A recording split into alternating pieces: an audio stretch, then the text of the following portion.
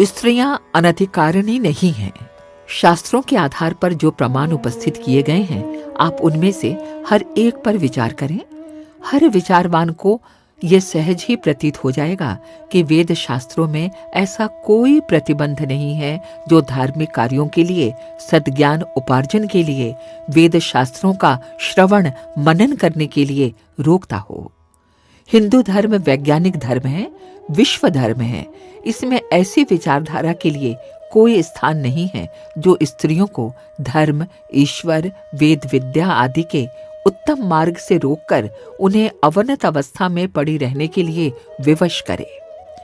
प्राणी मात्र पर अनंत दया एवं करुणा रखने वाले ऋषि मुनि ऐसे निष्ठुर नहीं हो सकते जो ईश्वरीय ज्ञान वेद से स्त्रियों को वंचित रखकर उन्हें आत्म कल्याण के मार्ग पर चलने से रोकें।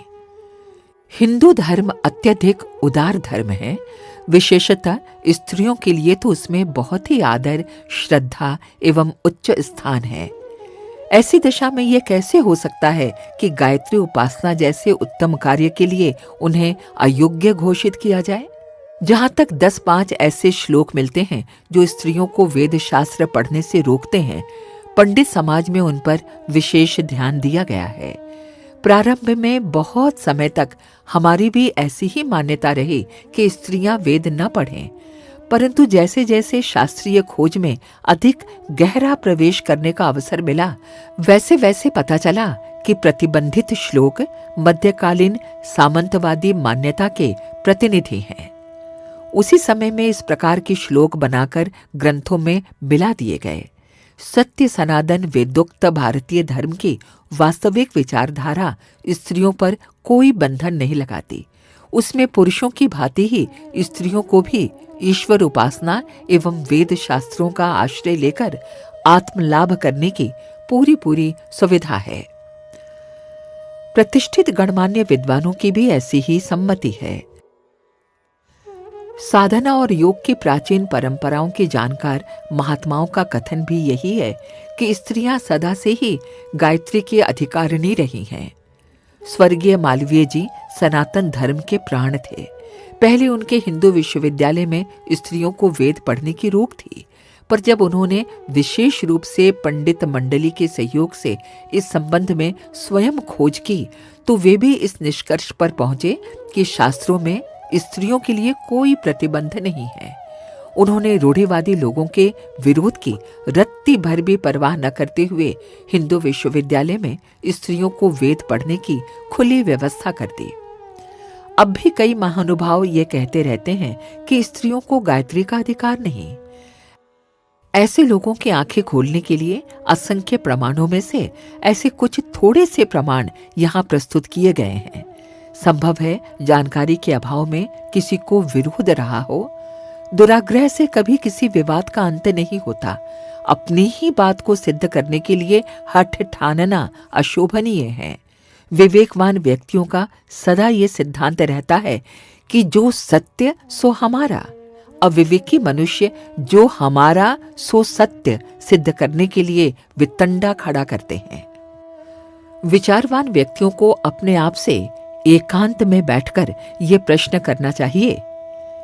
पहला, यदि स्त्रियों को गायत्री या वेद मंत्रों का अधिकार नहीं है, तो प्राचीन काल में स्त्रियां वेदों की मंत्र दृष्टि ऋषिकाएं क्यों हुईं? दूसरा, यदि वेद की वे अधिकारिणी नहीं हैं, तो यज्ञ आदि धार्मिक कृत्यों का तथा षोडश संस्कारों में उन्हें सम्मिलित क्यों किया जाता है? तीसरा, विवाह आदि अवसरों पर स्त्रियों के मुख से वेद मंत्रों का उच्चारण क्यों कराया जाता है? चौथा, बिना वेद मंत्रों के नित्य संध्या और हवन स्त्रियां कैसे कर सकती हैं? पांचवा, यदि स्त्रियां अनधिकारिणी थी, तो अनुसुईया, अहिल्या, अरुंधति, मदालसा आदि अगणित स्त्रियां वेद शास्त्रों में पारंगत कैसे थीं? छठा प्रश्न, ज्ञान, धर्म और उपासना के स्वाभाविक अधिकारों से नागरिकों को वंचित करना क्या अन्याय और पक्षपात नहीं है? सातवां, क्या नारी को आध्यात्मिक दृष्टि से अयोग्य ठहराकर उनसे उत्पन्न होने वाली संतान धार्मिक हो सकती है? 8वां, जब स्त्री पुरुष की अर्धांगिनी है तो आधा अंग अधिकारी और आधा अंग अनधिकारी, ये किस प्रकार होगा? इन प्रश्नों पर विचार करने से हर एक निष्पक्ष व्यक्ति की अंतरात्मा यही उत्तर देगी कि स्त्रियों पर धार्मिक अयोग्यता का प्रतिबंध लगाना किसी भी प्रकार न्यायसंगत नहीं हो सकता।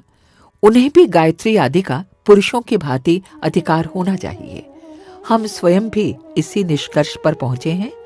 हमारा ऐसी 50 स्त्रियों से परिचय है जिन्होंने श्रद्धा पूर्वक वेद माता गायत्री की उपासना की है और पुरुषों के ही समान संतोषजनक सफलता प्राप्त की है। कई बार तो उन्हें पुरुषों से भी अधिक एवं शीघ्र सफलताएं मिली। कन्याएं उत्तम घर वर प्राप्त करने में, सधवाएं पति का सुख सौभाग्य एवं सुसंतति के संबंध में, और विधवाएं संयम और धन उपार्जन में आशाजनक सफल रही हैं। आत्मा न स्त्री है न पुरुष, वो विशुद्ध ब्रह्म ज्योति की चिंगारी है। आत्मिक प्रकाश प्राप्त करने के लिए जैसे पुरुष को किसी गुरु या पथ प्रदर्शक की आवश्यकता होती है, वैसे ही स्त्री को भी होती है। तात्पर्य ये है कि साधना क्षेत्र में पुरुष स्त्री का भेद नहीं है। साधक आत्मा है और उन्हें अपने को पुरुष स्त्री न समझकर आत्मा समझना चाहिए। साधना क्षेत्र में सभी आत्माएं समान हैं। लिंग भेद के कारण कोई अयोग्यता उन पर थोपी नहीं जानी चाहिए। पुरुषों की अपेक्षा स्त्रियों में धार्मिक तत्वों की मात्रा अधिक होती है। पुरुषों पर बुरे वातावरण एवं व्यवहार की छाया अधिक पड़ती है, जिससे बुराइयां अधिक हो जाती हैं।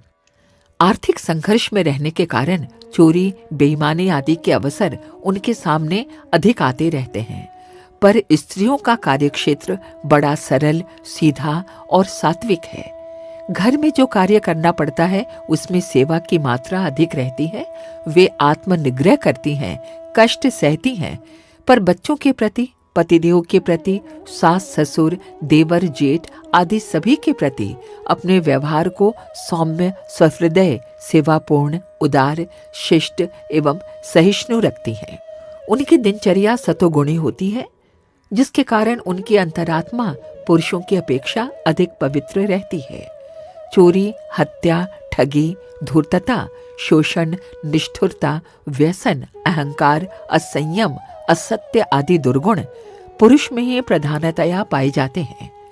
स्त्रियों में इस प्रकार के पाप बहुत कम देखने को मिलते हैं। यूं तो फैशन परस्ती, अशिष्टता, कर्कशता, श्रम से जी चुराना आदि छोटी छोटी बुराइयां अब स्त्रियों में बढ़ने लगी हैं, परंतु पुरुषों की तुलना में स्त्रियां निस्संदेह अनेक गुणे अधिक सद्गुणी हैं। उनकी बुराइयां अपेक्षाकृत बहुत ही सीमित हैं। ऐसी स्थिति में पुरुषों की अपेक्षा महिलाओं में धार्मिक प्रवृत्ति का होना स्वाभाविक ही है। उनकी मनोभूमि में धर्म का बीजांकुर अधिक जल्दी जमता और फलता फूलता है। अवकाश रहने के कारण वे घर में पूजा आराधना की नियमित व्यवस्था भी कर सकती हैं।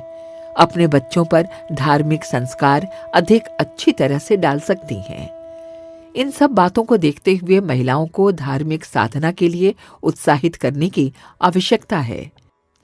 इसके विपरीत उन्हें नीच, अनधिकारिणी, शूद्रा आदि कहकर उनके मार्ग में रोड़े खड़े करना, निरुत्साहित करना किस प्रकार उचित है, ये समझ में नहीं आता।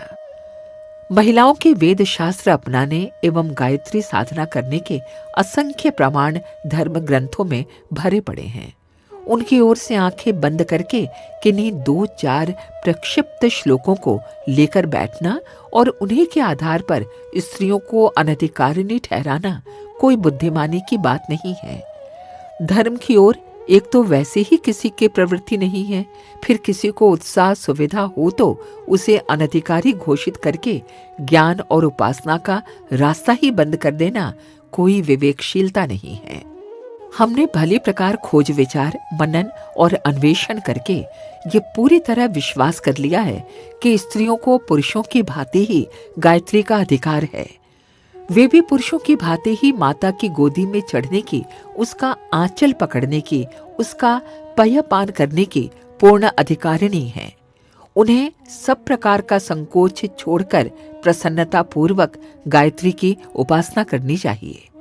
इससे उनके भव बंधन कटेंगे, जन्म मरण की फांसी से मुक्ति मिलेगी, जीवन मुक्ति और स्वर्गीय शांति की अधिकारिणी बनेंगी। साथ ही अपने पुण्य प्रताप से अपने परिजनों के स्वास्थ्य, सौभाग्य, वैभव एवं सुख शांति की दिन दिन वृद्धि करने में महत्वपूर्ण सहयोग दे सकेंगी। गायत्री को अपनाने वाली देवियां सच्चे अर्थों में देवी बनती हैं। उनके दिव्य गुणों का प्रकाश होता है। तदनुसार वे सर्वत्र उसी आदर को प्राप्त करती हैं जो उनका ईश्वर प्रदत्त जन्मजात अधिकार है। हमारे YouTube चैनल को सब्सक्राइब करें एवं बेल आइकन जरूर दबाएं ताकि ऐसी और वीडियोस की जानकारी आपको मिलती रहे।